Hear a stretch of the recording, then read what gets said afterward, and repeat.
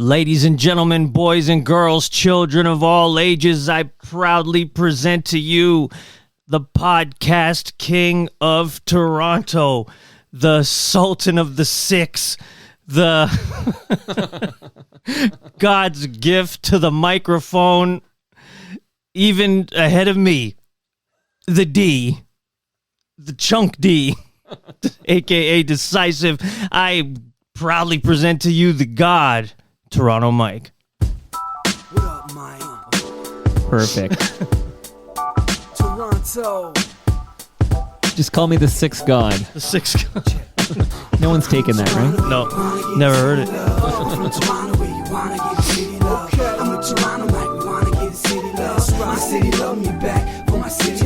Welcome to episode 1763 of Toronto Mic'd, proudly brought to you by Great Lakes Brewery, a fiercely independent craft brewery who believes in supporting communities, good times, and brewing amazing beer. Order online for free local home delivery in the GTA. Palma Pasta. Enjoy the taste of fresh, homemade Italian pasta and entrees from Palma Pasta in Mississauga and Oakville. Toronto's Waterfront BIA. Check out what's happening on Toronto's waterfront this summer and fall. Summer ends, Okay. Blue Sky Agency, the official distributor of Silence, quiet, comfortable, and customizable office pods. Create sanctuary within your workspace. RecycleMyElectronics.ca, committing to our planet's future, means properly recycling our electronics of the past. And Redley Funeral Home, pillars of the community since 1921. Joining me today, making his Toronto Mic'd return, it's Derek Christoph, or as I call him, D-Sisive. Did you say Chunk D in that opening? Is that because I told you when I asked you if you want to do the cold open, I said Chuck D did it, so D-Sisive better do it, and then you called yourself Chunk D. See what I do? Yeah. It just, You know what? they just fly. Well, before I ever met you, I was a big D-Sisive fan. You know this. Yeah.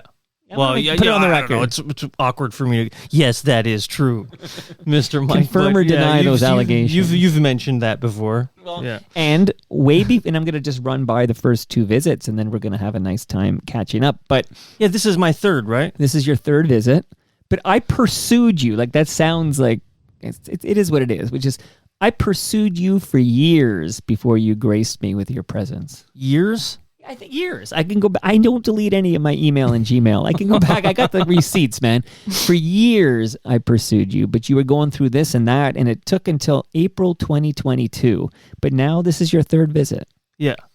Okay, yeah. So I'm glad that you at least kind of scraped the surface of that. I was kind of going through it. So, there is a bit of there is an excuse. But once I got healthy and here and I kind of love, like, I'll be honest with you, I kind of love having the what's the right word to say? What's the right word to use? I love that I can just hit you up, because this was like I requested this. I pursued you for appearance. It's about damn time. Number 3, So like I kind of love that I can just hit up, because you're pretty important to our city. Woo! That's a fact.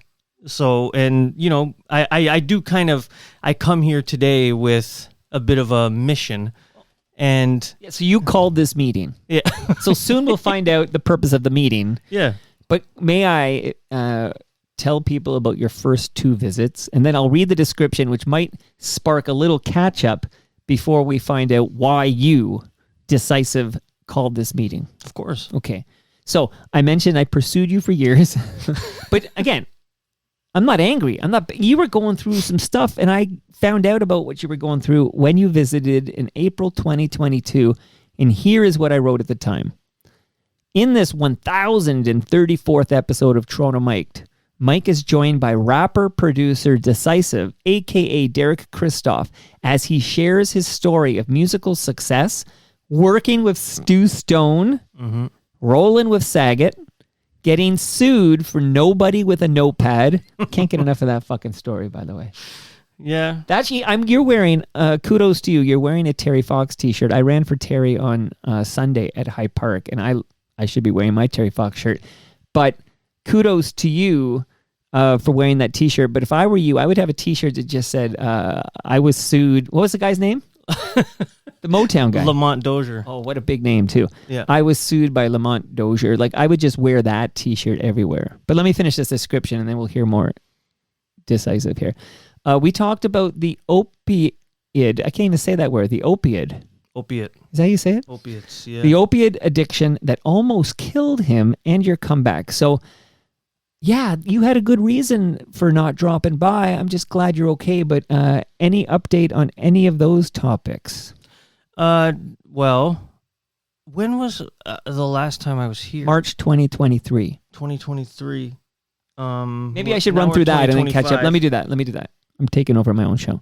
March 2023, you came back for episode 1219. Again, I asked you because I read something, I think it was Facebook, maybe it was Instagram, but I read about your near-death experience, and I was blown away by this story. So we caught up and we discussed your near-death experiences with plural, multiple, and how it altered your course of creativity. So now that I've kind of read both descriptions, where do I begin? Any update on the Nobody for a Notepad, which was a great song, but are you still paying for that, or is that taken care of now? That was resolved years ago.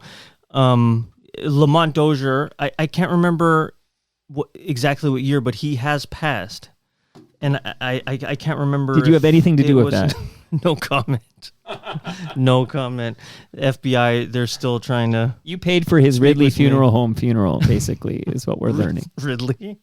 I'm sure. Yeah, but he has passed. I wonder if my last visit, if we talked about the discovery I had made about him and the multiple lawsuits. Did we? I don't know if you remember that. Give it to me again. Hit me. Yeah. So now I will preface all of this with I was guilty, and I'm not one like. It's funny. Sorry, I don't want my. It's okay, you're bad. But for those, we will tell people it's all in episode 1034. But in a nutshell, you didn't clear a sample that you used for your excellent song "Nobody with a Notepad." Yeah, which happens in hip hop. Hip hop is all about sampling, and some artists clear the sample, which means getting permission to use it legally. Some don't. I have cleared some in my day. One being, I sampled Tom Waits. His song Underground, and he heard the song, loved it. Actually, one of my highlights.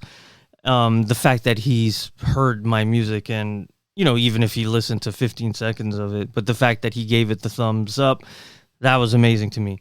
Lamont Dozier, his song, it's called Peddlin' Music on the Side. That we did not attempt to get permission for, and it's not like we sampled like a 4-second loop.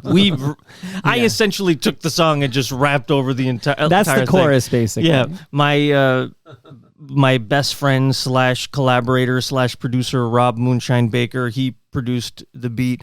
He added incredible percussion over it, and he brought it to life. Even though it was already a fantastic song, but point is we stole. We took a lot of real estate from that song. As I recall, you didn't expect the song to be as big as it was. So you thought you could hide like under the radar. But then because you were celebrated and won awards and shit, Lamont's like, let me hit this guy up for some cash so he can pay for my Ridley funeral home funeral. Yeah. Exactly. Like 99.9% of all hip hop artists across the world, we don't independent artists, we don't expect our music to hit beyond, I don't know, a small population of our city. But mine just happened to catch on, and I won an award, a SoCan songwriting prize for it, and that's what, it just kind of, it one person heard it, which led to another person, which led to another, which got back to Lamont Dozier and his representation. And part of the award was a $5,000 check, and they assumed that there were royalties and record sales, where I'm sure if I won something in the States of that same, of the equivalent of the SOCAN, maybe there would have been a lot more money, but this is Canada here. And well, I think I can laugh about it now. I couldn't laugh. No, I get it, maybe want to man. vomit back then, but I remember getting the initial letter from his lawyer, and they were demanding it was something around $300,000. And I was working with a record label called UrbNet. I'm still close with Daryl Rodway, who's the founder of the label. And he called me that morning, and he's like, dude. Wait, what? Rodway or Rodwell? Rodway. Daryl Rodway. You know a Daryl Rodwell? No. Rodway. So he called me that morning, and he's like, dude, we got to talk. And well, it's like I said, I can laugh now. So they hit us up, and they wanted something around 300,000, and we replied.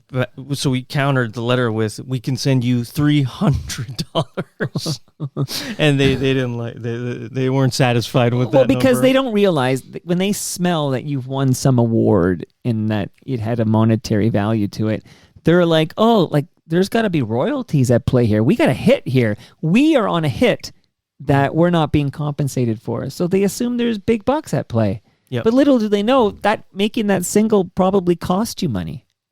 Well, yeah, we've never received and this is no offense to UrbNet, but we never received like a label advance. Like me and Rob, we produced around 13 albums for free just on our own. He produced it For love of the game. Yeah, we mixed it in his room, and yeah, so.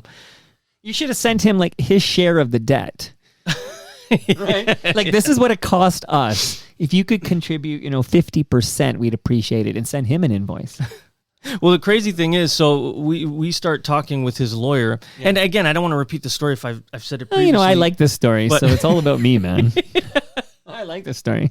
And then you can laugh about it now. His lawyer was named Daniel Stewart. And so we work out a deal. I'll just be transparent. We settled on 10,000 US. Still a lot of money for you. Yeah. Oh yeah. Crazy. So we That's a new roof, man. so we picked the day where we were going to transfer the money, and maybe 2 days before, I get an email from his lawyer telling me, hey, once the money's transferred and we have it in our hands, I want to talk to you. And right away I get like defensive. I'm like, why? Are you gonna fucking sue me again if you found more? Are you representing more Motown artists? And he's like, no, it's nothing like that at all. So we transfer the money, and I get on the phone with him that night, and he tells me that Lamont loved the song and wanted to do he wanted to possibly do a collaboration and that blew my mind. I couldn't understand that. I'm like, I've spent the past few months depressed and just overdosing on anxiety over this, and now you guys are just like, hey, let's make music together. But he put it in a way, which reminds me of obviously it's nowhere near the same level, but you hear that story about Michael Jackson and Paul McCartney. When Michael Jackson bought Paul McCartney's publishing, right? And Michael Jackson's like, hey, it's just business. And that's how they were about it. They were like, look, man, you stole something, you got caught, you paid your debt back, and now we're good, and let's all be friends. And that was, it was weird to me, because you're spending months terrified and having to scrounge up money to pay for this, having to find money that you don't have. And it was all just a strange experience. But so anyways, we all get past that. The collaboration didn't happen. Maybe a year, 2 years later, a friend of mine sends me a link, and I think it was either a New York Times or a Los Angeles Times article on Lamont Dozier, and it basically said that he was, at the time, the number 13th biggest tax delinquent in California.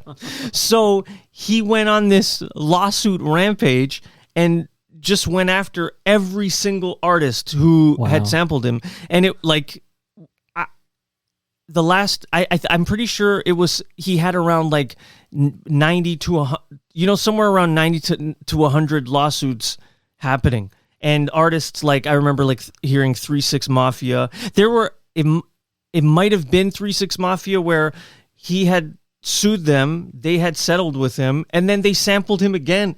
Like there were just crazy, like they just didn't care because I guess when you're that big, you can afford to pay the settlement. But this explains why he was so eager to get 10,000 US out of poor little Derek here in Toronto, Ontario, Canada. Because for those who don't know, the songwriting team of Holland Dozier, is that how you say it? Or how do you say Dozier? Yeah, I say Lamont Dozier. Yeah, That's I've always struggled with that right. because what do I know? Holland Dozier and Holland, they wrote, let me get the right number here, 10, they wrote 10 Billboard Hot 100 #1 pop hits, starting with the Supremes' Where Did Our Love Go?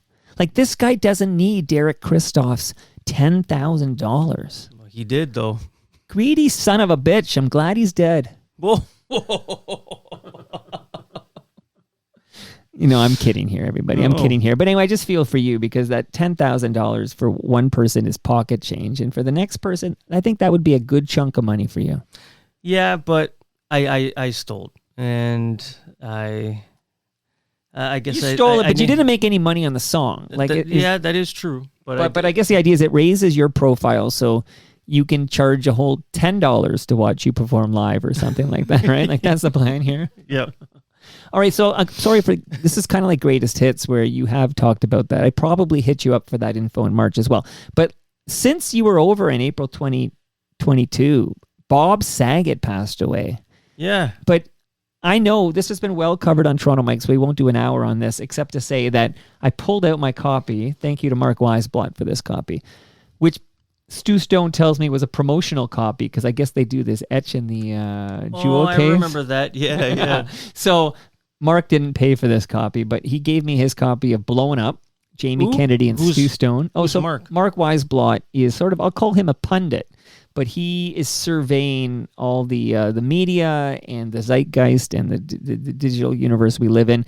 And he's a smart cat who I used to have on every month, but it's been a while. So Mark, if you're listening, if you want to make an appearance in 2025, we're running out of runway, so hit me up if you want to do that. But anyway, he gave me this, and one of the big songs on this was Rollin' with Saget. And remind the listenership your role in the great Stu Stone, Jamie Kennedy song, Rollin' with Saget. Well, I produced the music entirely, and I guess I wrote the first version of the song. There was I had met Stu Stone, who is he's top tier, like, friend of the show, right? Like, he has the second most appearances. Who's first? A guy named Cam Gordon, who went to high school with Stu. How do I know? I know Cam Gordon was director of communications at Twitter Canada before Elon bought it and musked everybody. He's also most famous, in my opinion, for being the co-host. We did Pandemic Friday episodes of Toronto Mike, where Cam Gordon and Stu Stone would come over every single week during the pandemic to record a thematic jam kicking to keep the FOTM's spirits high and to basically help get us through a global pandemic. Okay. That's what he's most famous for. That will be the first line in his Wikipedia entry. Did the three of you follow the social distancing guidelines? I think we moved it outside. Like, I do think we did our best to follow the rules. They were very stringent, but I think we did most of these episodes in the backyard. Okay. I even bought a heater. Like, so this is how serious I, because we would set up in outside. I guess there was no limitations or whatever. So we would record outside. It got cold, of course, and it's Toronto, and I bought like a heater that I plugged in to keep us from, like, my gear from freezing. Like, I made great efforts to keep that thing going. We did 76 weeks in a row. That's amazing. I know, it's amazing. Where's our Order of Canada? Yeah. Okay, so you beat me. I was just about to say that you actually deserve the Order of Canada. Well, for that, your mouth to Mark Carney's ears, whoever makes that fucking call. But so we lost Bob Saget since we recorded. I believe he died since then, and I wonder if that increased spins of Rolling with Saget. Did you get any royalty checks? No, I'm I'm gonna say no to that. Oh. But there were a few well, it's sad because of the circumstance, but there were a few kind of cool moments. So again, yeah. So how did it work? Yeah. So Stu, I met Stu. We clicked immediately. He's one of the best guys ever. And there was a few projects that we worked on, and then he called me one day and was like, "Hey," and this was before, and this is where I got to give Stu and Jamie Kennedy from the Jamie Kennedy Experiment. I have to give those guys props because this was before the Bob Saget resurgence. When he kind of came out as the filthy guy, his appearances on Entourage and Half-Baked. Yeah. But this wasn't before Half-Baked. Okay. Because Half-Baked was where he said, he said, you ever suck dick for marijuana? Yeah. But that was mind-blowing because it was Danny Tanner, right? Didn't he direct Half-Baked too? Oh my goodness. I think he directed... I think you're confusing it with Dirty Work. No, he directed. I'm going to find out who directed Half-Baked, but who directed Dirty Work? Why do I think it's Bob Saget? I don't. We're going to find out, and keep going, and I'm going to find out answers to all these questions. Yeah, so Stu hit me up, and he's like, "Hey, Jamie and I were."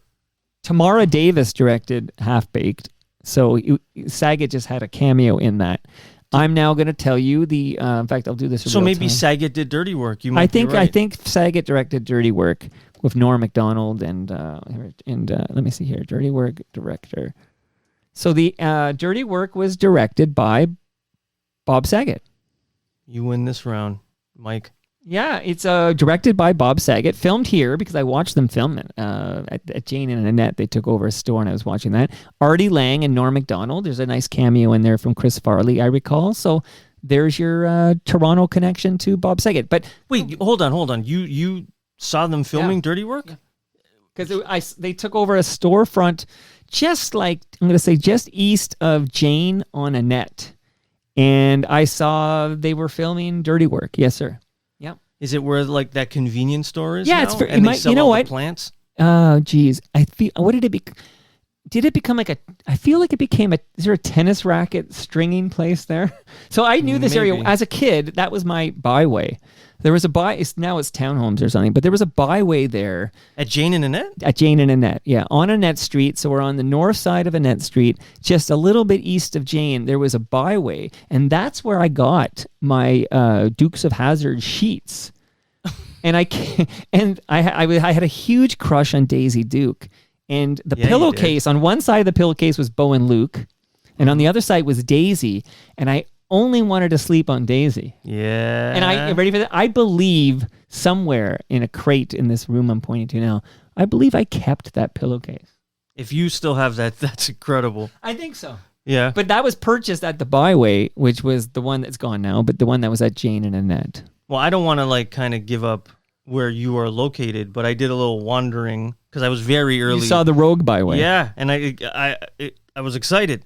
Because what I'm here to talk to you about, Byway is kind of associated with what we have to talk about later. Well, we're going to, because obviously you called this meeting. Yeah. If it involves Byway, you've whet my appetite. Wet with an H. There's an H in there. But it's funny because Mark Weisblot, when he would come, when Mark Weisblot would visit once a month, he would do the wandering thing. He had a ritual where he would do the wandering, and he would take his Great Lakes beer. By the way, I have fresh craft beer for you, Derek, to bring home with you. But he would bring his Great Lakes beer to the lake, because I'm near the lake. It's called Lake Ontario. It's a great fucking lake. I just want you to know that. So he'd bring his Great Lakes beer to the lake, and he'd have a ritual where he would consume. It was like the only beer he would consume all month would be. But he would often, back in the day of Twitter, before everybody got musked, he would tweet a photo of the Rogue Byway. That byway was unauthorized, and I believe it's now been shut down. But it was the Rogue Byway. You can Google Rogue Byway, and you'll see an entry on TorontoMike.com in which I talk about this building. Well, when was it open? Well, it was a byway, and then it was a byway. But it's been that for 30 years? For 40 years or whatever. So no one's touched that building? Well, they changed the sign a bit. Like when byway, they changed it to byway, and then they put in a small font zone, so they called it the byway zone. I don't know if they thought that would prevent Lamont Dozier from suing them for $10,000. You're not stopping Lamont. I love that fucking story. You can't stop Lamont. Here, so in our catch up, I think you were going down this road, but nobody wanted Bob Saget to die. No. Nobody did. Why would we want this wonderful man to die? I'd wear that shirt too. He died. Right. Nobody wants Bob Saget to die. No. Yeah. But that's when that's on the back of the Lamont. Did you drop your phone? I don't know. So when D just good luck crystal. Okay, pick up everything there, and I'll just say that when he did die, the song "Rollin' with Saget," which you're a big part of, did get a lot of exposure because a lot of places, a lot of people were playing "Rollin' with Saget" sort of in Bob Saget's memory. Yeah. It was a bit of a trip because like I would I would visit like I'm pretty obsessed with celebrity culture and celebrity gossip and all that shit. And one of my go-to websites is TMZ. So when he died, I remember like the main page being flooded for like days, and you know I would see videos of I one in particular was John Stamos driving, listening to Rolling with Saget. And, you know, it kind of blew my mind, you know, because I'm just sitting there like, I made that. And it's a good song. I think so. And it was I don't know if I talked about this, but it was I fully well, it was also around when I first started making beats. So it when I listened to it, I'm like, oh, I could do so much better now. But I totally built it over NWA. Was it Straight Outta Compton? Straight Outta Compton. Like yeah. I think that I even layered it.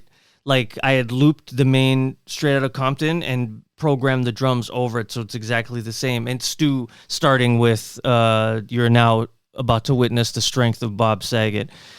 That "By Michelle" part, like these are all parts that you know. And I'm gonna brag because I'm proud of those moments, and I'm glad that they made the final cut of the song. But so when Stu he pitched the idea to me, and I immediately dove in and recorded a demo. So I wonder if Stu would still have it, but there is the original version of me rapping. He might. I'll text him. That would be incredible if Stu had. I would love to hear that because I remember one part. So I recorded my version and I sent it to Stu and Jamie, and they took parts because if we listen to the song, I can tell you that's me. But they added their own parts, which are amazing, and definitely heighten the song. But there was one part that got cut, and I guess I can understand why, but it bummed me out because I thought it was so funny. There's I haven't heard it in so long, but I know there's a part with him and DMX hanging or something like that. That was Stu and Jamie, but I had a part in maybe the second verse, and where Bob Saget gets pulled over by the police, and I lifted a couple of lines from Jay-Z 99 Problems, and where the cop's like, "Sir, do you know why I'm stopping you for?" And Bob Saget was supposed to go, "'Cause I'm young and I'm black and my hat's real low. Do I look like a mind reader, sir? I don't know." And that didn't make the cut. MTV gave that part the thumbs down. Right. Could have been because maybe you'd have to give Jay-Z publishing, taking, you know how I am when it comes to stealing other people's music. I'm Right. pretty reckless. Once bitten, twice shy, though. You don't want to cough up another 10,000. No, I feel like Jay-Z would have want more than 10. And he needs it less. Yeah. And it could have been because of Bob Saget referring to himself as black. Who knows? But that's the comedic brilliance of the line. So we're talking a little bit about Stu Stone. Can I just rapid fire just name some rappers, and you tell me if you've had any experience, either personal or professional, of these rappers? Sure. Okay, thanks. It's my fucking show. I'm going to do it anyway. You have to get so angry. I'm down to do it. No, I don't know why I'm just, I'll be honest, when I see you. Mm-hmm. You get angry? No, I know. I get so pissed off. I'm like, this asshole's here again. I've No, always been nice to you. Nothing it's but the nice. opposite. It's the opposite. I get excited. Like I feel like we've been friends for decades, and I'm like, this is the third time you've been in the same room as this man. It's kind of a bizarre. I don't know how to explain it, but it's like I mean, when you called this meeting, it just felt right. It just felt like my buddy Derek's going to hang with me for 60 to 90 minutes. I was very excited. So I think I'm a little amped. Yeah, you know what I mean. I love being here. I need love coming to to the come show. down maybe, but there's a gentleman I've been hanging with this summer quite a bit. Snow. Have you worked with Snow? Like you hang out with him? Yeah. I know it sounds bizarre to say it out loud, but it is true. I have not worked with him, but I have. I don't know if it's like an interesting story. Well, let me be the judge of that. But I've been in a studio with him. He probably wouldn't remember it at all. So this goes back to when I met Stu, because Stu and I were introduced by a gentleman named Mike McCarty. And currently he owns his own, I guess, publishing company, or I don't know how to label it. Like, you know how you have those, I guess, venture capitalist companies that are buying artists' publishing. Like you hear the stories about, like, I don't know, I'm making this up, but like Bob Dylan selling his publishing for $500 million. Sure. So it's along those lines.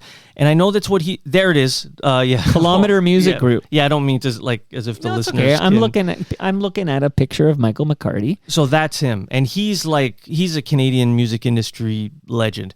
And when I met him, he was the president of EMI Music Publishing Canada. And I had a deal with them through a gentleman named Orrin Isaacs, who might be connected to a bit of a Lamont Dozier to yourself. He was the bass player and musical supervisor to the open mic with Mike Bullard, another one of your pals who has recently passed away. Shout out to Ridley Funeral Home. So yeah, he's a bit of a Lamont to you. I follow. All these. That's amazing connection. But I also read here. You talked earlier about Michael Jackson buying the Beatles catalog out from under McCartney. Mike McCarty, or Michael, if you will, because Mike fixes my car. Okay, he worked directly with Michael Jackson following that acquisition. Yeah, he's told me like crazy stories about Michael Jackson that I don't think I can tell on this podcast, but he's told me things like this. I didn't spend a lot of time with Mike McCarty, but the time I did spend with him, I valued and I learned a lot. And this is a guy that's like filled with he would be an amazing guest for you to get on the show. This guy he should write a book. But he's the guy who introduced me to Stu. And EMI Music Publishing, they had an office at Spadina and was it Queen and Spadina? Where the Mech Adelaide. Is? That's where the Mech is. Adelaide and Spadina,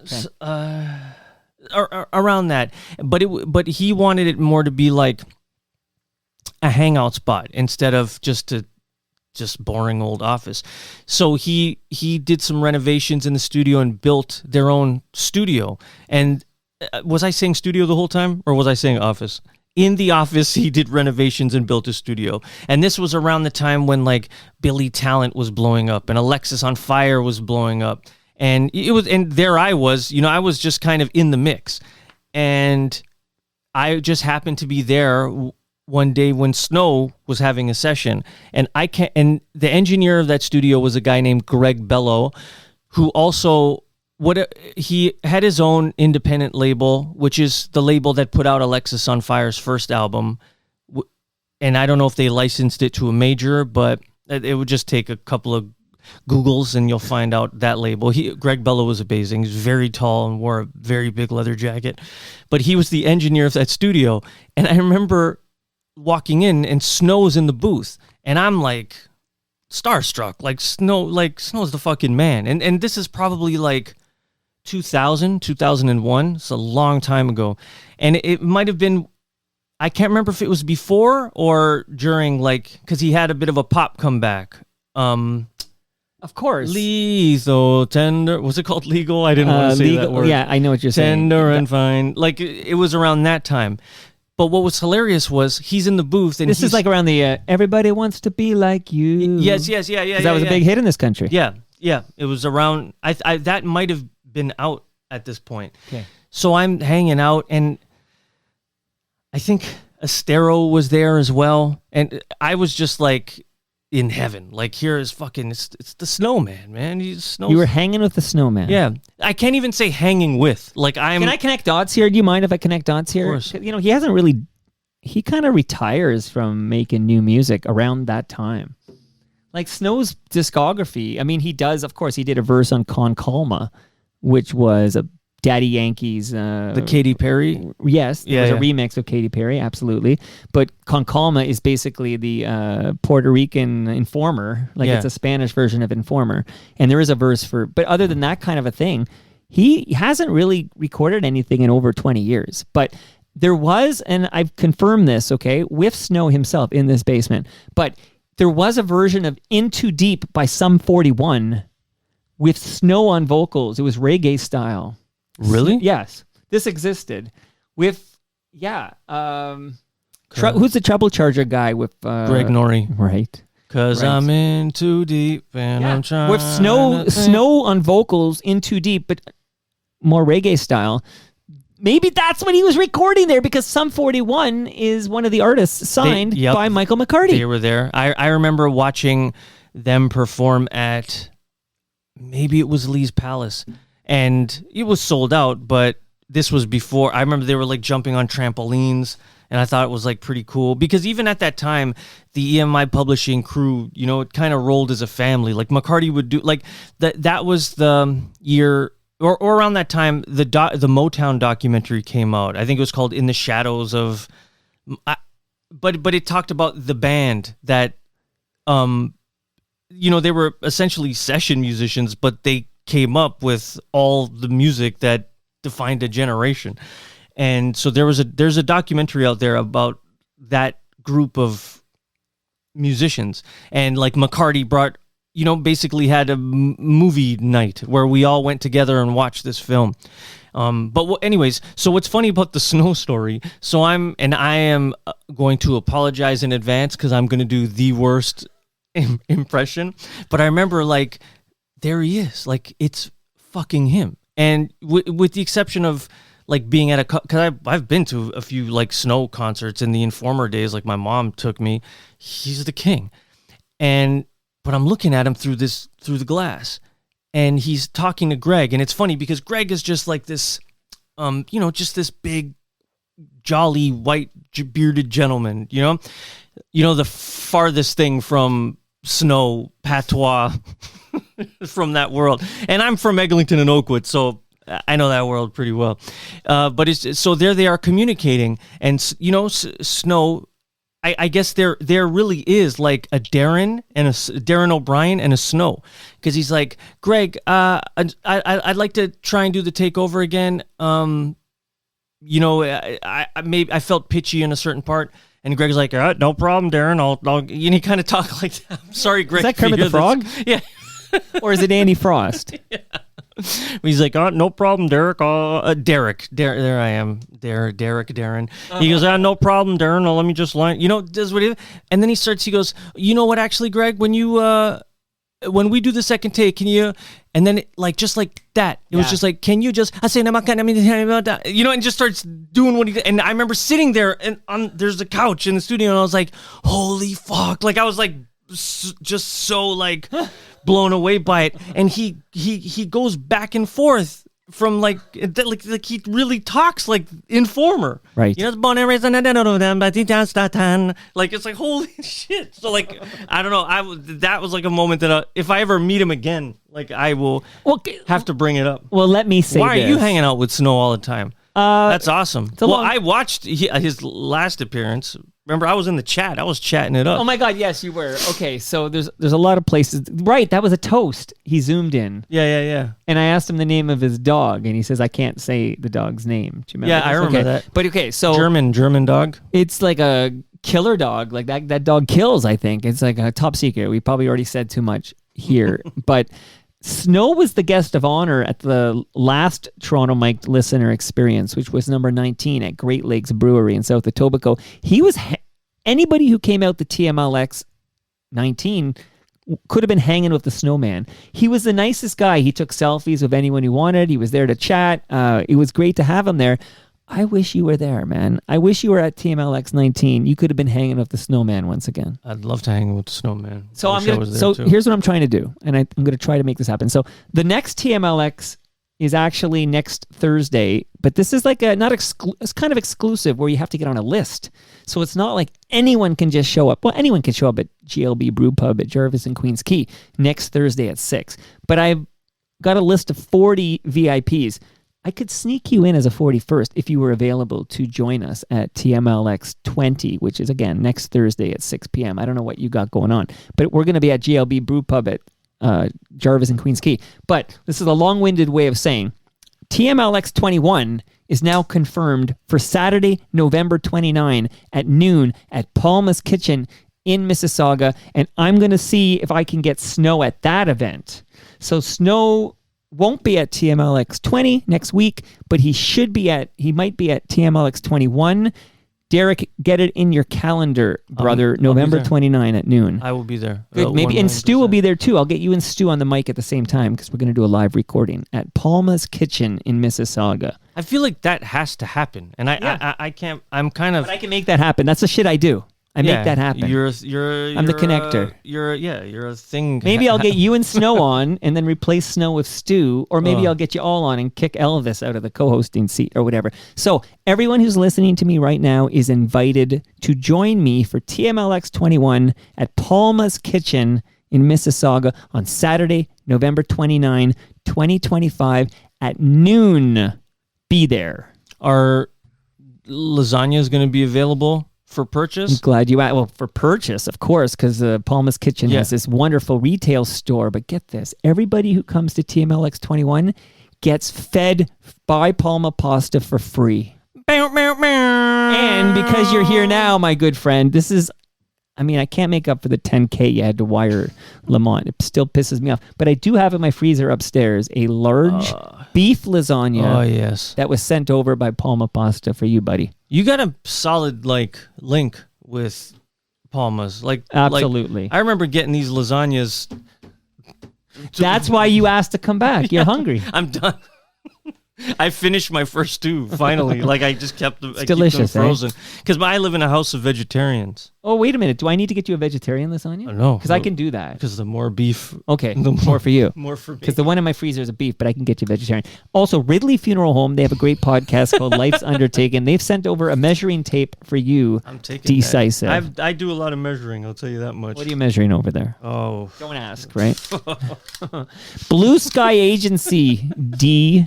Chunk D. That's fucking hilarious. All right. Blue Sky Agency has forged partnerships with established office furniture brands like Silent and Green Furniture Concept and Rouliard.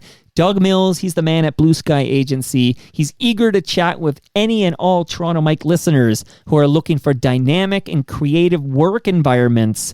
Write him. He's Doug at blueskyagency.ca. Let him know you're an FOTM. Call him. I'm gonna call him. Write him, visit him, give him a back rub. But these what has he sent for me? What do I get from him? Well, do you have any office space that needs to be dynamic and creative? Maybe. Then you're no good to us. Come on. Why I gotta measure? He's got to give me something to measure. Yeah, well, while I eat lasagna, you got to measure the chair you're sitting on now. Courtesy of Blue Sky Agency. Ooh. All three of these chairs, courtesy of Blue. I don't know if I've even mentioned that. So, did he hook you up, or you got a solid discount? He hooked me up. You're the man. Took care of me. Doug Mills, good man. Okay, Doug Mills is the man. You're the man too, but I'm a man. He is the man. Yeah. Recyclemyelectronics.ca. That's where you go, D-Sisive, if you have old electronics, old cables, old devices. You needed to borrow a cable from me. Yeah. But if your cable breaks, D-Sisive comes in, he goes, my phone is dead. I'm wiring up the studio. I'm getting an extension cord. See what Lamont Dozier did? I'm still feeling the effects of that. Go to recyclemyelectronics.ca, put in your postal code, and find out where you can drop everything off to be properly recycled. And I'm just going to tell the listenership that I have an episode next week with the good people at the Waterfront BIA. We're going to talk about some amazing events happening on Toronto's waterfront in the next few weeks. So stay tuned for that. But much love to the Waterfront BIA for sponsoring the show all summer, stepping up to help fuel the real talk. We love that, right? Love it. We love that. Okay, so we're about to get to why you dropped by. Mm-hmm. But this is not a sponsor endorsement, but I had a guest last week named James Bowe. He's an author. He came in all the way from Kitchener, and he wants me to read, this is literally like a correction he's asking me to read. Oh. I was going to read it yesterday with Humble Howard, but it never was no good time to do that. So here it is. You ready? This sounds heavy. Is this heavy? It's not heavy at all. But he asked me to do this, and I'm going to do it because James Bowe was a lovely man, and I enjoyed our conversation. So James Bowe says... Is he as lovely as Doug Mills?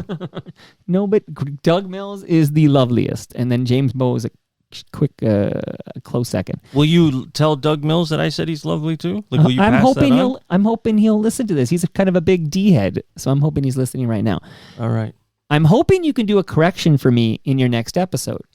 I inadvertently referred to the Toronto Star reporter who shared our legal response to the CN Tower because he was being sued. He had a cease and desist from the CN Tower for putting the CN Tower on his book cover. Oh, come on. So he sampled, same thing, same shit. He right? sampled but the apparently, CN Tower. So he referred to this Toronto Star reporter as David Bickle. Oh. But he erred. It should have been David Nickel. Ooh. So James is, he heard himself say it wrong, and I think it's been bothering him. So basically, this is just a correction to say he meant David Nickel.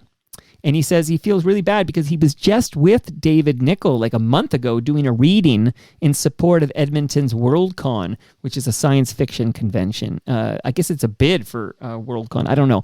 Bottom line is, he said David Bickle. He meant David Nickel. If I did a correction like this for every time I misspoke, the whole episode would just be corrections. You know what I mean? Yeah.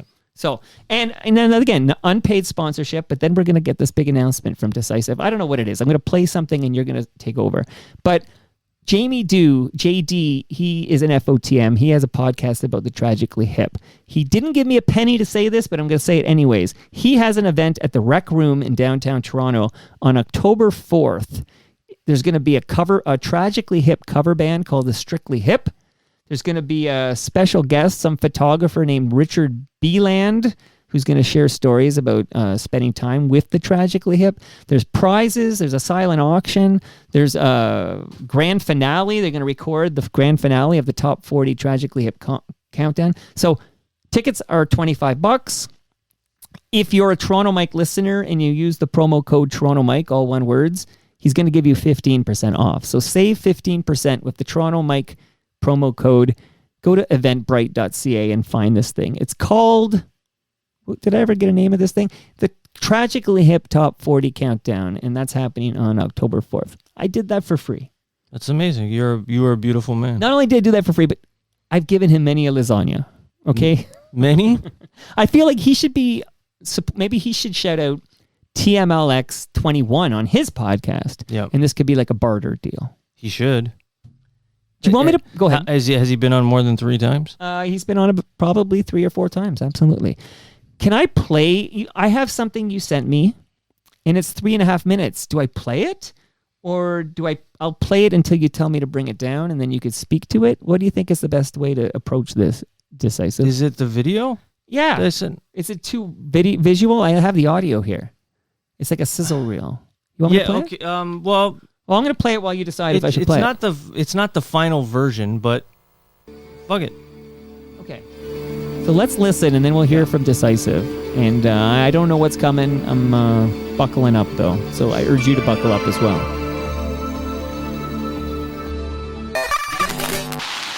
And now, our feature presentation. Jesus Christ, another lawsuit. That's When fair I use. was 8 years old, my dream was to be the next big thing in hip-hop, and nothing was gonna stop me.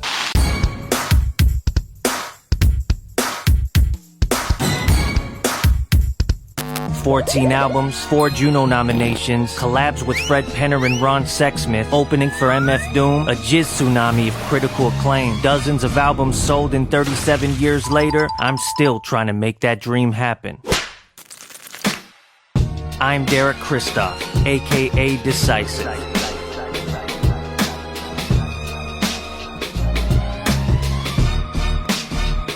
And I'm here to introduce you to Little Fat Derek from Northcliffe.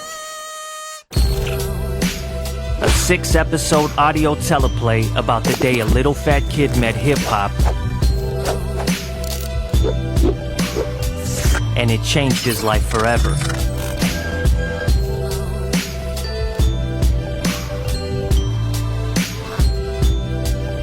A memoir meets mixtape with the soul of old-timey radio, written, produced, and narrated by yours truly.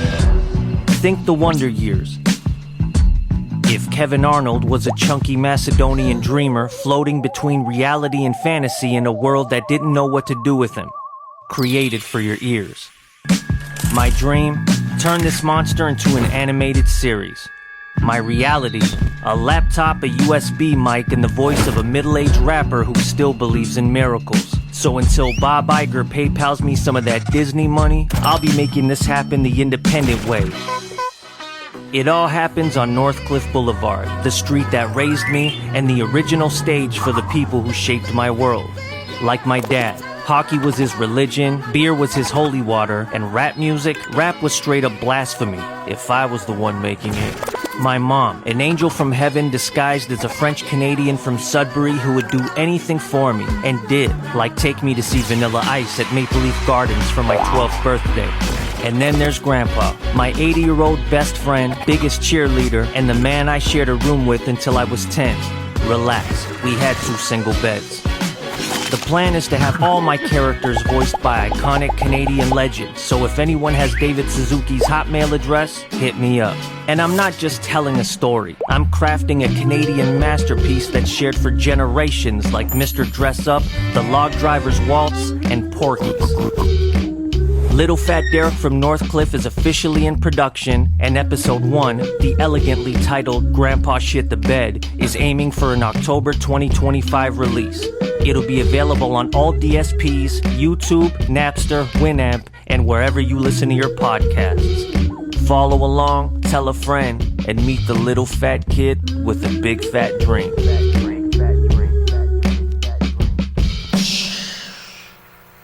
Oh, I'm getting excited now. Not boy. I'm getting excited right now.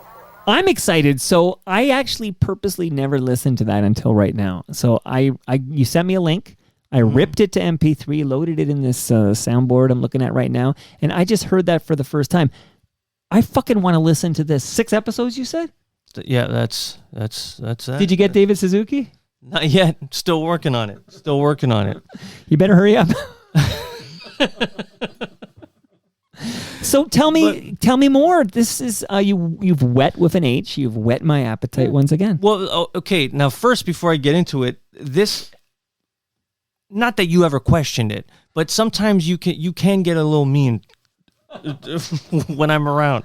But this should prove to you how much I love Toronto Mike, because this is the first time I've actually talked about this, and this is a project I've been working on over the past year, maybe a little bit longer.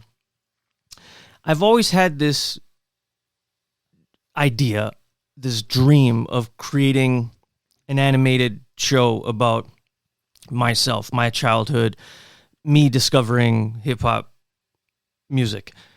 And I started working, just to jump right into it, I started working for this post house. I'm also a video editor I also do that. So I worked for this post house called Coma Edits, and how do I get into it without getting too into it? Coma Edits was founded by a fantastic editor named Taylor McConaughey, and she's been my boss for the past year and a bit. And on top of the post house, she also, wanted to get into creating original content. they wanted to create a production. How would you word Like a that? production house? Like yeah. They also wanted to produce. They want to compete with TMDS. Yes, basically we've actually said that in meetings at the office. But so there was staff. The only reason why I'm kind of tiptoeing around it is I'm not working there anymore, right? But they're still amazing people. Everything is amazing, but it's okay. Let me start over. So I worked for this place, Coma Edits, and we all fix start it in post. Yeah, we all start throwing around our original ideas, and I had this amongst 3 or 4 other ideas I brought to the Wonder slate. Years starring Derek Christoph. Yeah, I think I'm overthinking this a little too much, but I'm also nervous right now because this is the first. Like I'm launching it. Yeah, like it's something that has just been, mine and something that I've been kind of working. This is your baby, but I haven't been sharing. Yeah. So Taylor gave me an amazing platform to start working on it, and she helped me come up with. She just helped in a lot of different ways. She's a great help. But here's my problem. So we're working essentially in television, and I was also mentoring under a few people, like learning how the TV game, Canadian film and TV game works. And I quickly learned that it's extremely difficult, almost next to impossible, to get funding for projects. It's so hard. And now I and a lot of people that I met, they found themselves pretty discouraged by that. But I'm always trying to figure out ways to make shit happen. Like I said earlier in the episode, my boy Rob and I, we didn't have money to make albums, but we still made shit happen. And I just I had it in my head that I need to make Little Fat Derek happen regardless. Now, my dream is for it to be an animated series. I would love for this to be a cartoon like Life with Louie, which was, one of my favorite shows as a kid. Now, it takes a lot of money to create an animated series, and you need animators and you need everything. But I put myself in this position where I'm like, okay, if I had to make Little Fat Derek right now with the resources that I have right now, how would I do it? And I came up with the idea of the audio only, concept. Basically, old-timey radio, paying homage to that world, movies for your ears, to quote Theater of the Mind. Theater of the Mind. Yeah.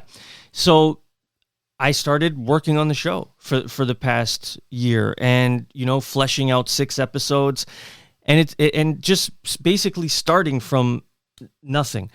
And my dream still is to turn this into an animated series, but for the time being, it's going to be an audio only.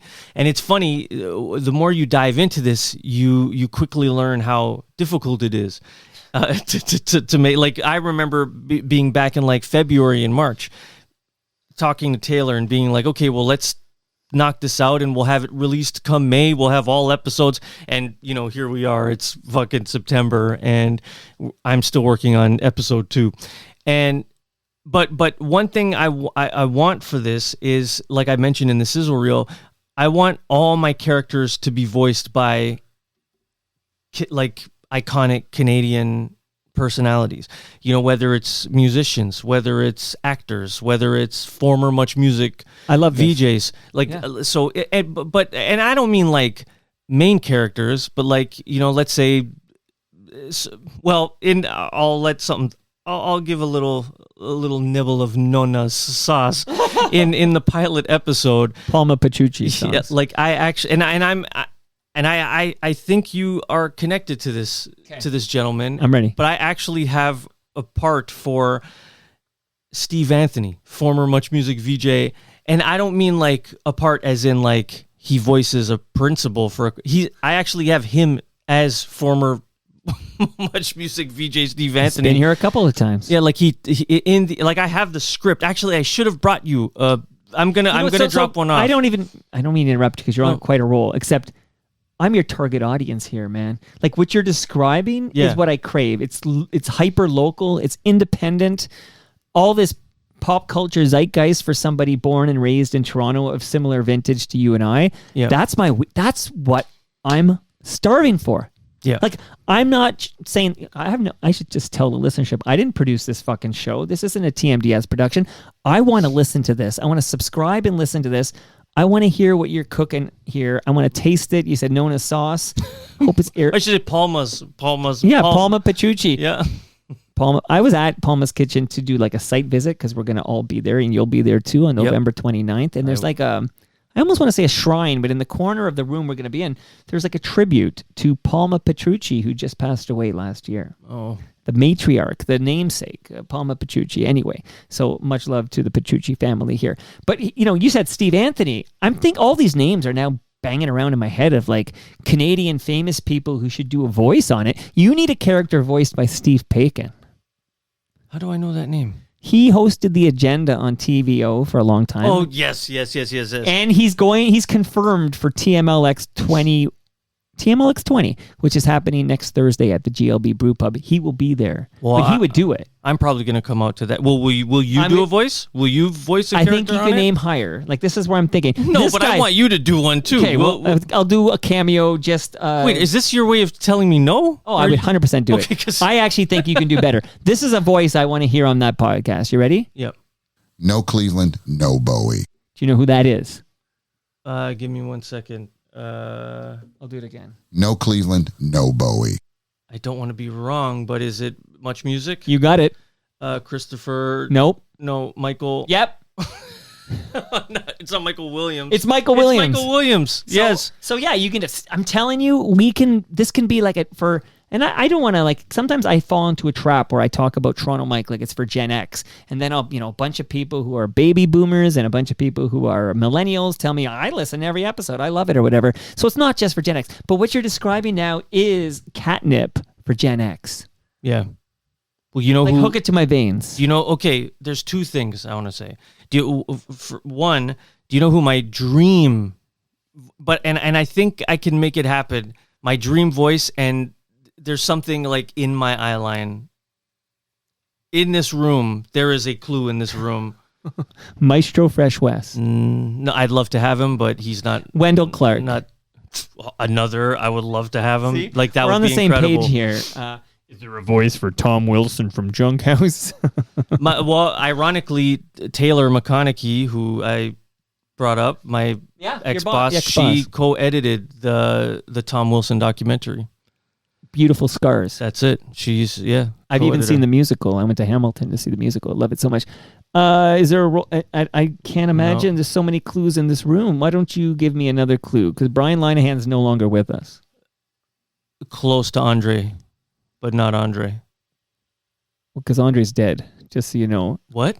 Andre's dead. What? No. But so is George the Animal Steel. He's dead but not George. I'm not talking about George. You're talking about Bret the Hitman Hart. No, look at Andre. I'm looking at Andre. CFTR is above his head. That doesn't trigger anything?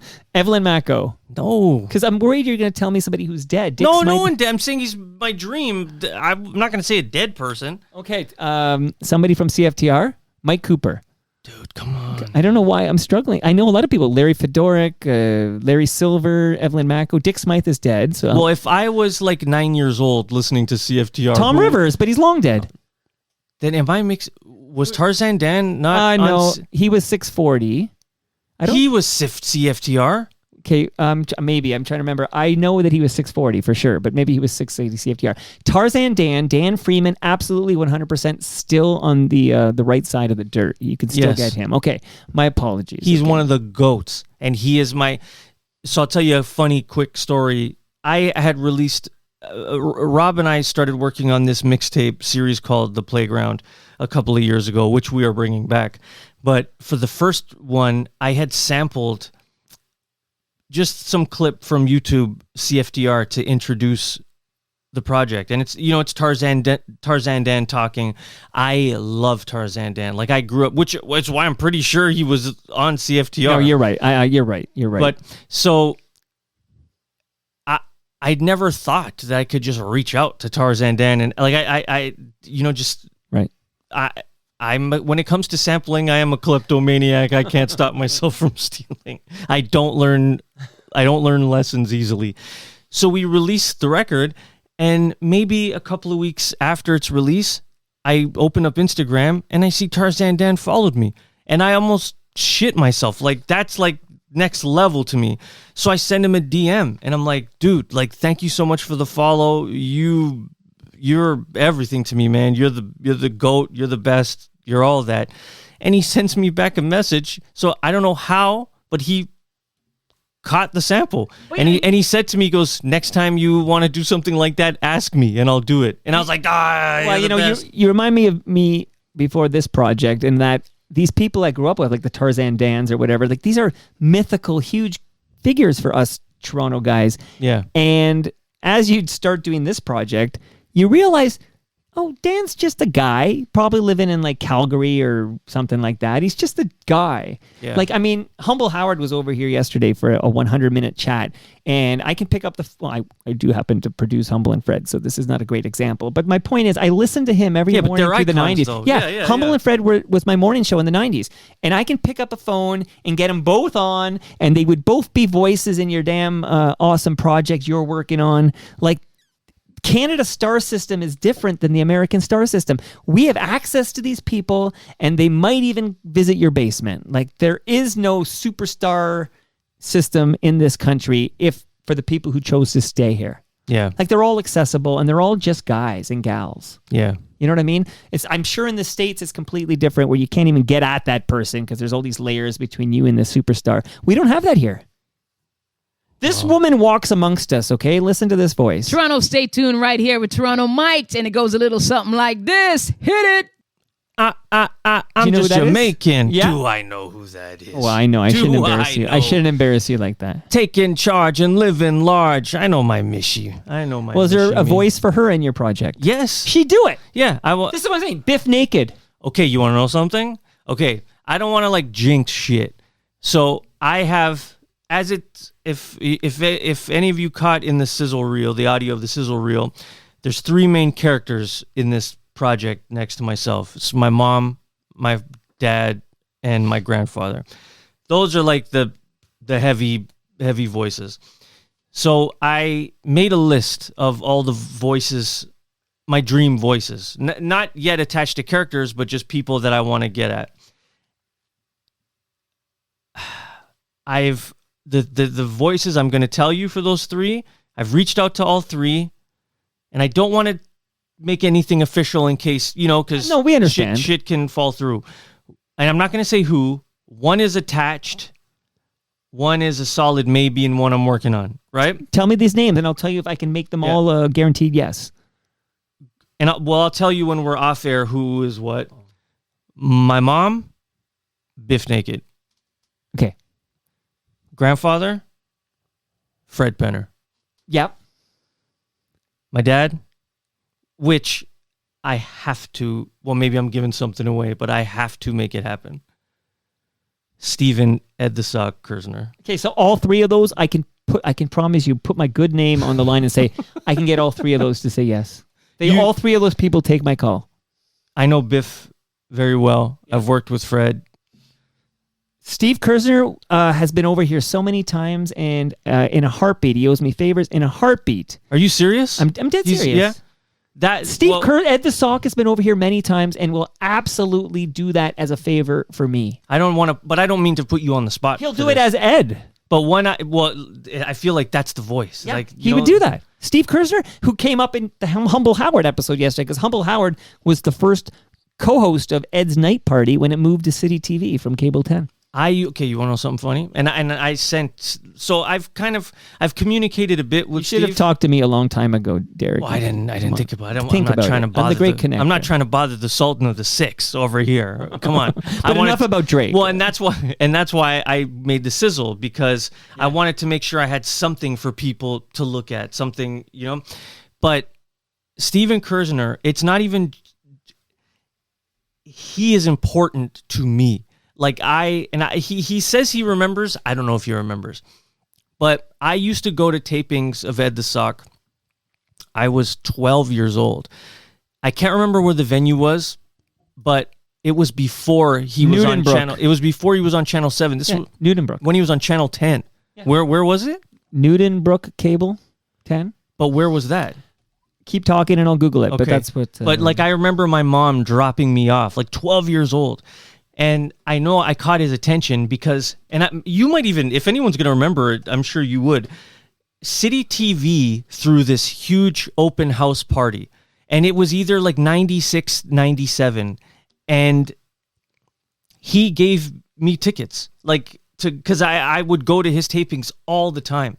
And the other day, I can actually send it to you when I get home. I found a Polaroid from that party of me and Ed the Sock. Like I'm 15, 16 years old on the couch with him behind me, because they had like a photographer just kind of, I think probably a bunch of them just walking around taking pictures of people. But everyone was there. Master T was there.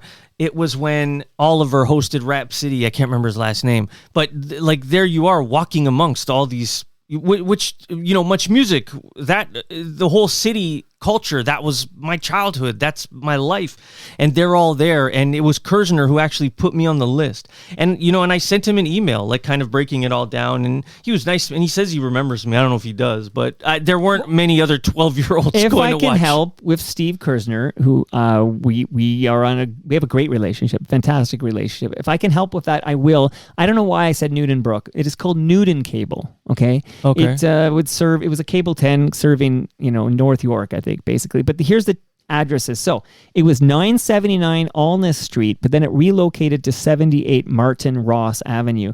Funny is that there was a short-lived sports show with Cam Gordon and Stu Stone at Newton Cable 10. I miss the Cable 10 days. I used to watch a lot of Cable 10 stuff.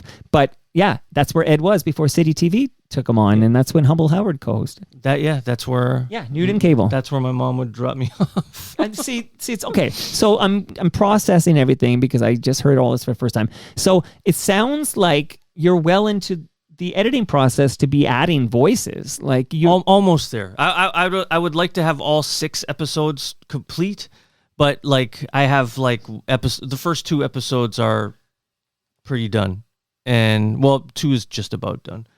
But the thing is I want to start kind of doing.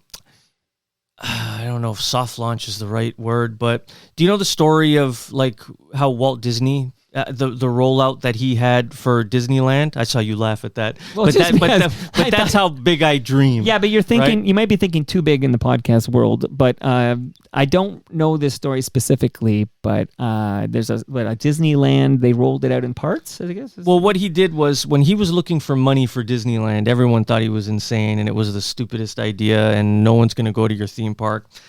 No bank would give him money. No one would get behind it. So he was able to lock down investment, and I think it was something like $6 million, which is probably the equivalent of $200 million now. But it was either ABC or CBS. I think it was ABC, the television network that partnered with him. So they're like, we'll give you your money for your theme park, but what's going to happen is we need television content from you. So, he created his weekly show.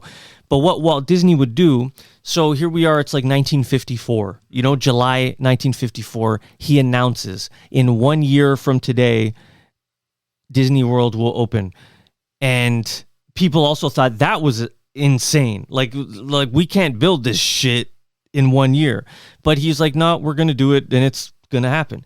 But each week before his show, before he chose animated shows or whatever, The Wonderful World of Disney. Yeah, but there would be an introduction with Walt, and he would talk about progress and where it was. And that's what I'm kind of trying to copy with Little Fat Derek. Instead of coming here and saying on December 21st, it's going to be, I'm starting the Little Fat Derek podcast, and I'm also starting like a vlog companion series to kind of bring people on the journey.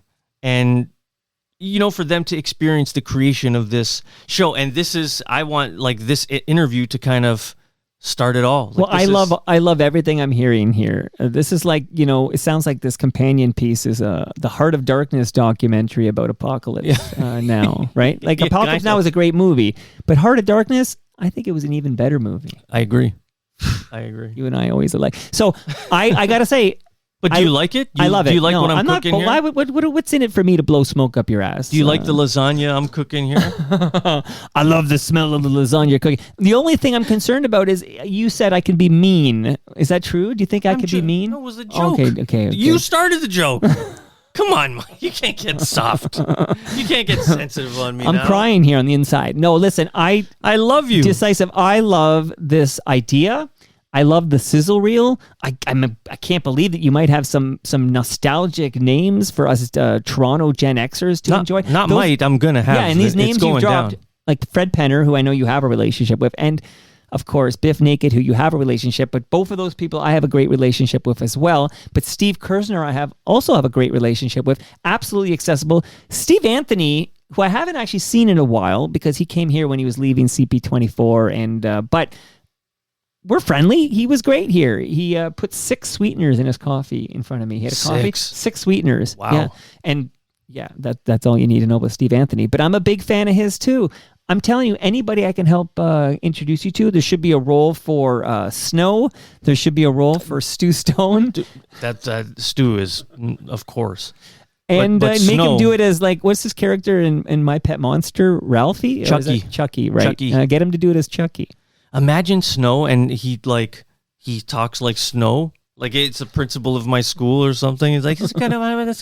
Yeah, I love all of this. Mishi Me should have a role. I'm telling you, she would do it. Yeah. All these people would love to be a part of it because you're fiercely independent. You wrote this thing. This is your baby. I don't know if I love the fact you call yourself fat, but maybe that's, that'll be explained in the series or whatever. What's it called? Fat Little Derek? Well, I was fat. I can explain it now. I was fat then and I'm fat now. But you introduced yourself off the top as Chunk D. Okay, well, I got to make a confession to you, and this again, it shows how much I love you.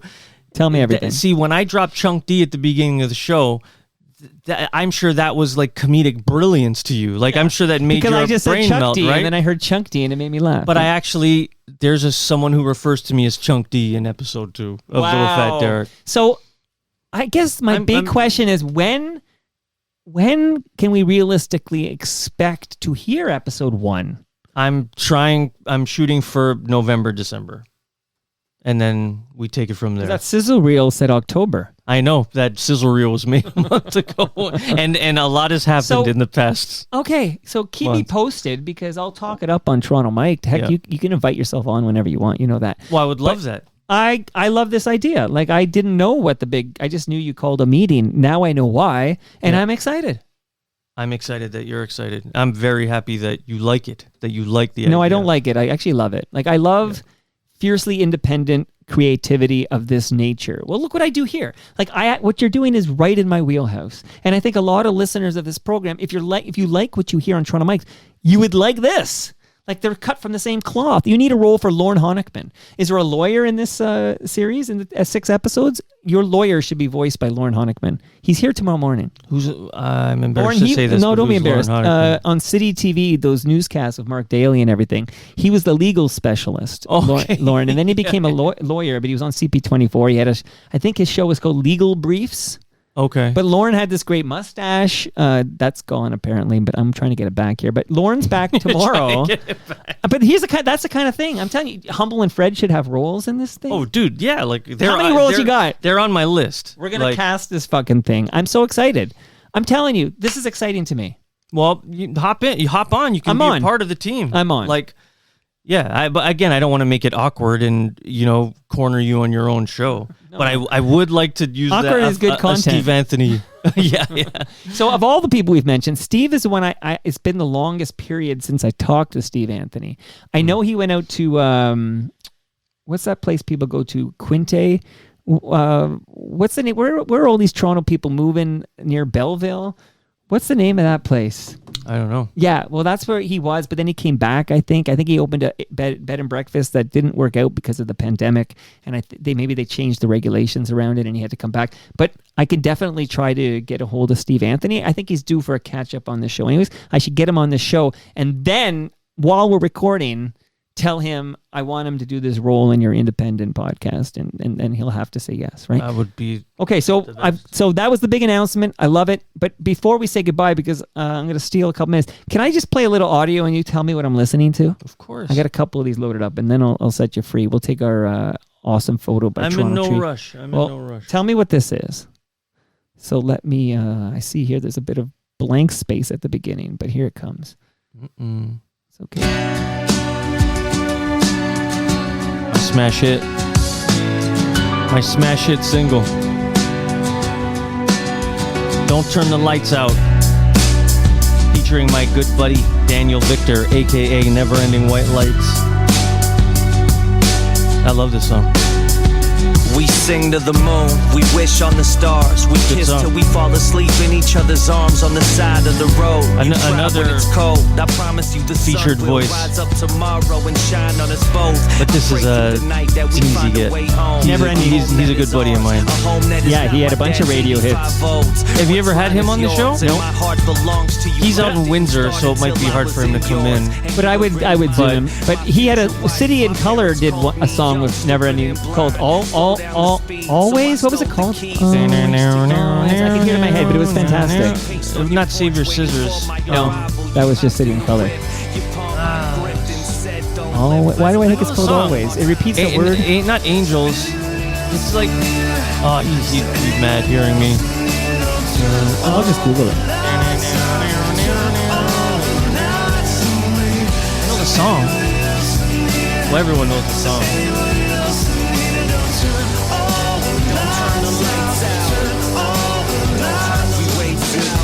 It's called The Grace. That's it. Couldn't remember the fucking name. So, that's what this is. Is this like your biggest hit? You could, well, it was kind of on the road to being that, I guess. If you're talking chart-wise, yeah, it was. It was on the... It entered the Much Music Coca-Cola Countdown. I don't think it was Coca-Cola Countdown, but it'll forever be the Coca-Cola Countdown to me. But yeah, I think it hit like number 21 on that. That's amazing. By the way, so The Grace is the Dallas Green one, but the song I was confusing it with is called Always. There was a big radio hit by the Never Ending White Lights, Daniel Victor, called Always, but Daniel Victor did the vocals on Always. But I remember seeing a promotion for CFL football to the song Always, and it was fantastic. So I'm just looking at it. I see Rob Dickinson on Where We Are. Melissa Oftermar did a song with Daniel Victor called The World Is Darker. Yeah. This is cool shit. Hot Hot Heat. Yeah. Ghost Ship. Angels and Saints is the one. That's with Chris Gordon. Okay, one more song I wanted to find out what it is. So Daniel's amazing. I would like to talk to Daniel. He's a fascinating guy. We've had a lot of like memorable conversations. Like whenever him and I get on the phone, it's like hours, and I never want to get off. It's like being on the Toronto Mic podcast. I never want to leave. I pulled something else, and I just want you to tell me what the hell I'm listening to. Okay, so we got an answer here. Never Ending White Lights. How about this one right here? Yeah, 3 Feet Deep. DJ Format featuring myself and Abdominal. This was my big UK smash and took me on tour across the UK, Europe. We're ready to begin. I don't think I've heard this song in like 15 years. This time, I brought a friend.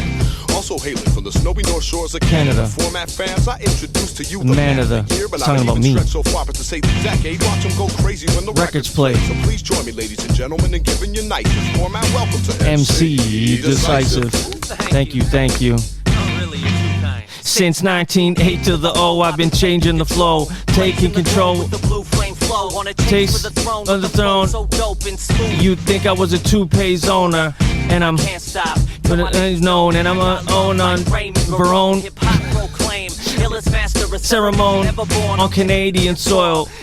I got a sore throat and a Cold sore, I have 4. making it harder to open my mouth and Spit out these opuses. I'ma rap till I don't exist. Abdominal in format. watching the crowd so they Hands up like Horseshack references. Just what the kids want. Well, trust me, we both got that in syndication after school. I saw so much Welcome Back, Kotter.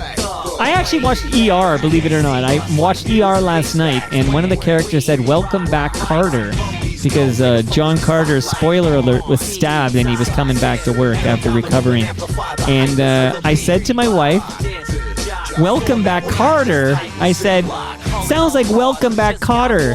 My wife has no idea what I'm talking about. Not a clue. She's younger. She's similar to your age. Because you're 80, you said? Yeah. She was born in 81, I think. But when were you? 74. Okay. I thought we were... Okay. No, listen, I'm an old man. Come on, I earned every white hair on my head here.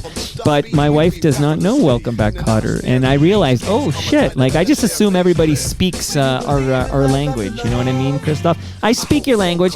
I was listening to this last night. I said, I got to ask the story behind this. So you got to tour Europe based on this? Yep. And my first show which is funny, I recently stumbled upon a bag of weed, of crack cocaine, no, of these mini DV tapes, and I think they have a lot of these shows because my very first show ever in the UK was. No, it's a lot. Wasn't my first, it was my second at Leeds and Reading Festival in front of like 15,000 people. Oh yeah, you opened for Jimi Hendrix. Yeah, it was Jimi Hendrix, Janis Joplin, Mike Bullard. You want to tell any Bullard stories on your way out? He won't hear them. No, I'm trying to think of something. But you two had a bit of a falling out, right? Well, I don't know if we ever had an in, but so it was all out. Yeah. Well, it's not like we were buds. He didn't like something that somebody else said about me. Another former morning show host said falsely about me, and then he decided to, I don't know, threaten me. Yeah. That's it. But he spent many, many months. Speaking of Lauren Honeycomb, we had many chats about this. He would, like, all night long, would just be going at me via Twitter and sliding into my DMs with threats and stuff. And this went on for a long time. And, FOTMs who work for the OPP were telling me what I should do. And he had already had prior charges and stuff. And I actually said to myself, I'm going to do this son of a bitch a big fucking favor. This asshole who's making me feel unsafe. And I had a family here and everything. And nobody liked what was happening. I'm going to do him a big fucking favor. And I'm not going to go to the cops with this. I'm going to just hope it goes away. And now he's dead. I hate that I'm laughing at it. Yeah, I don't know. I had my time with Mike. Not bad, because I was around the show. Why, as I mentioned, Orrin Isaacs, him and I don't talk anymore, but I co-opted at Orrin's studio, and that was right when he got the Bullard show. So I started to just hang out. I would go to the show almost where I would call Orrin and be like, who's coming on tonight? And if it was a celebrity I wanted to see, I would go. I remember walking around the Masonic Temple. Like, I used to have my own permanent badge, and Bullard and I, though the first time I ever met him, he embarrassed me, like, which is something that kind of sucks. Because I performed on the show. Orrin made an album and he was promoting it. So he had a few of the artists on the album, myself being one of them, just kind of do little chunks from each song. So we're doing the sound check, and I'm on this television set. I'm terrified. I'm so nervous. I've never done anything like that. And we run through it, and as I'm doing my verse, I see Bullard appear, and so we finish, and some of the crew clap, or people are just getting levels, doing whatever they do. And then I remember Mike Bullard. It goes silent, and then he goes, "Oh, great, just what the world needs, another white rapper." And and I felt fucking sick to my stomach. Like, I was so embarrassed. And then, I looked around, and people were giving me looks like, don't let it bug you, whatever. And you got a lot of, oh, that's just Mike. And then that night after the show, he apologized to me and told me how talented I was. And he actually, do you know the name Howard Lapidus?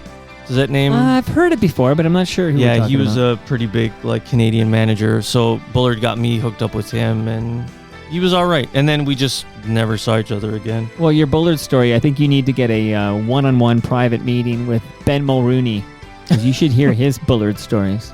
Oh, really? Not. And that! You'll be back, brother. You'll be back. I love it when you come over, man. I can't wait to hear this 6th episode, and heck, maybe there'll be more. But I love what you're up to, and I love seeing you. Thanks. I love seeing you too. Thanks for having me, man. And that! And that. Stu wants me to nail the end that. And that! Brings us to the end of our 1,763rd show. Go to torontomike.com for all your Toronto Mike needs. Much love to all who made this possible. That means patrons like you. Go to patreon.com/TorontoMike and become a member today. Great Lakes Brewery. Don't forget your fresh craft beer. D-Sisive. Palma Pasta. I've got a large lasagna in the freezer for you, buddy. Toronto's Waterfront BIA. They're on the program next week. RecycleMyElectronics.ca. Name that tune. Maybe that's the 6-year difference between us. The Friendly Giant. Oh shit. Okay. What about this one? The Pizza Nova's theme by Alfie Zappacosta. What song is this? Who? Rob Pruce from Spoons put this together. It's a cover of Rosie and Gray with these Easter eggs at the end. Did I shout out RecycleMyElectronics.ca and Blue Sky Agency and Ridley Funeral Home? This is Romantic Traffic that Rob Pruce co-wrote with Gord Depp. And here's Kids in the Hall. I spent 4.5 hours on Saturday night with a kid in the hall. I'll tell you about that in a minute. See you all next week. No. See you all tomorrow morning. Lauren Honickman, back in the basement. See you then.